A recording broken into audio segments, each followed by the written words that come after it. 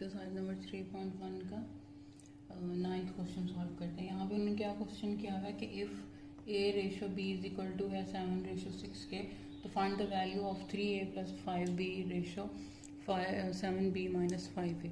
तो हमने क्या करना है, सबसे पहले हम लिख लेते हैं इस रेशो को। ठीक है, ये हमारे पास क्या रेशो दी हुई है, a ratio b is equal to 7:6। तो हम इसको डिवीजन की फॉर्म में किस तरह लिखेंगे, a ओवर b 7/6। ठीक है, इस तरह लिख लिया। उसके बाद देन हम इसको पिक करते हैं, यहाँ पे एक साथ लिख लेते हैं इसको, 3a प्लस 5b और रेशो 7b माइनस 5a। ठीक है, अब इसको हमने डिवीजन की फॉर्म में किस तरह लिख लेना है, -5a। ठीक हो गया। अब हमने क्या करना है, इसको डिवाइड करना है, dividing numerator and denominator by b, dividing by b। अब b से क्यों हमने डिवाइड करना है, लॉजिक इसमें क्या है कि हमने b से क्यों डिवाइड कर रहे हैं, क्योंकि हमारे पास क्या उन्होंने रेशो प्रोपोर्शन बताया हुआ है a ओवर b का। ठीक है, यानी कि बटे के नीचे जो है वो b होना चाहिए, तो हम b से डिवाइड करेंगे ताकि जो हमारे पास रेशो यहाँ पे बनेगी ना, इसमें b से डिवाइड करने से तो वो a ओवर b बनेगी। ठीक है, b नीचे आएगा। अगर हमारे पास यहाँ पे रेशो a होती ना और b ओवर a आता, तो हमने a से डिवाइड करना था इस वैल्यू को, ताकि हमारे पास बटे के नीचे जो है वो a आए।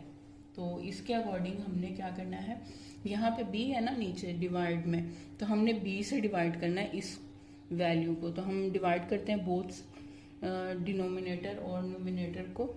तो ये 3a plus 5b over b से डिवाइड करना है, और फिर ये वाला डिवीजन एंड देन ये value 7b minus 5a over b।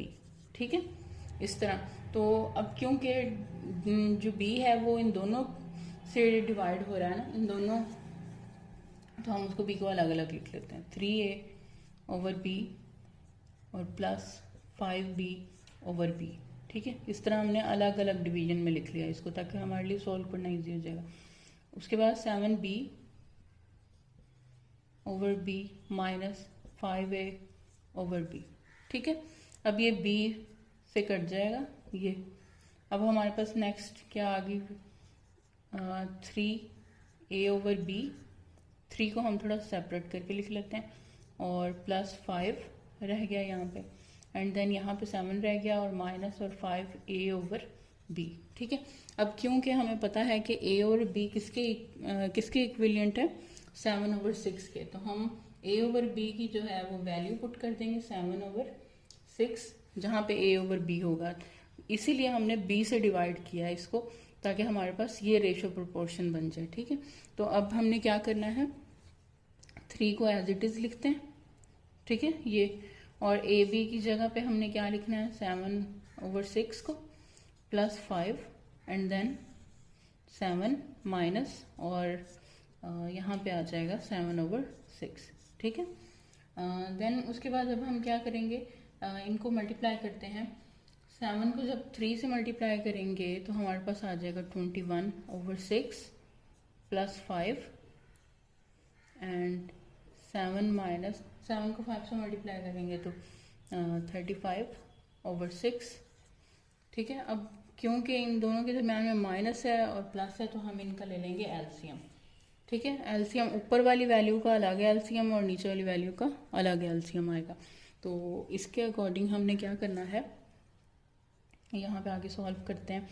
फर्ज करें कि इसके नीचे 1 है, सपोज किया, तो 6 और 1 का जो है वो एलसीएम क्या होता है, 6 और 1 का एलसीएम हमारे पास 6 आएगा। ठीक है, तो 6 यहाँ पे अब देखो 21 के पास तो 6 है ना, ये वाला 6, तो 21 को किसी से मल्टीप्लाई होने की ज़रूरत नहीं है, 21 एज इट इज़ ही आ जाएगा। और प्लस अब 1 यहाँ पे देखो, अब 5 के पास 1 है, 6 नहीं है। अब 1 को जब हम 6 से मल्टीप्लाई करेंगे तो हमारे पास 6 आएगा ना, 1 को जब 6 से मल्टीप्लाई करेंगे तो 6 आएगा। तो हमने क्या करना है, 1 के ऊपर वाली वैल्यू को किससे मल्टीप्लाई करना है, इस वैल्यू से मल्टीप्लाई करना होता है। तो हमारे पास क्या आ जाएगा 30, तो हमने यहाँ पे लिख दिया 30, ठीक है। इसी तरह नीचे वाली एलसीएम फाइंड आउट करते हैं हम। ये हमारे पास आ जाएगा 6, ठीक है। अब 7 के पास 1 है, 1 के टेबल में 6 किधर आता है, 6 पे, तो हमने 7 को किससे मल्टीप्लाई करना है, 6 से, तो हमारे पास क्या आ जाएगा 42। तो हमने यहाँ पे लिखना है 42 माइनस, और 35 के पास 6 है ऑलरेडी, तो हमने इसको किसी से भी मल्टीप्लाई नहीं करना है, एज इट इज लिख दिया। अच्छा, उसके बाद इसको प्लस माइनस जब हम कर लेंगे तो हमारे पास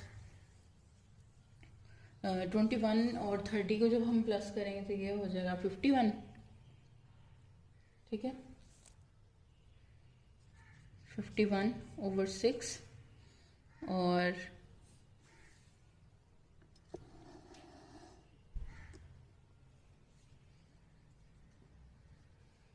और 42 में से हम माइनस करेंगे 35 को, तो हमारे पास रह जाएगा 7/6। तो अभी ये क्योंकि ये डिवीजन हो रहे हैं, अगर इनको हम लिखें, ये क्योंकि डबल डिवाइड हो रहे हैं ना, तो इसको डबल डिवाइड हो रहा हो तो उसको किस तरह लिखते होते हैं उन वैल्यूज़ को, 51/6 को एज इट इज़, और ये जो नीचे वाली 2 है ना, इनको हमने क्रॉस में जब लिखना है तो ये उल्ट हो जाती हैं, 7/6/7 हो जाएगा ये, ठीक है। ये उल्ट हो गई, तो अब ये इससे कट जाएगा और हमारे पास आ गया 51/7। ये हमारे पास रेशियो प्रोपोर्शन आ गया। तो हमारे पास अब हमने इसको किस तरह लिखना है, आंसर को हम लिखेंगे 3a + 5b ratio 7b - 5a। इनकी वैल्यूज क्या आई हैं, 51/7। हमने इस तरह लिखना है, ठीक है। और ये हमारे पास जो है वो आंसर आ गया। नेक्स्ट क्वेश्चन हम नेक्स्ट वीडियो में सॉल्व करेंगे।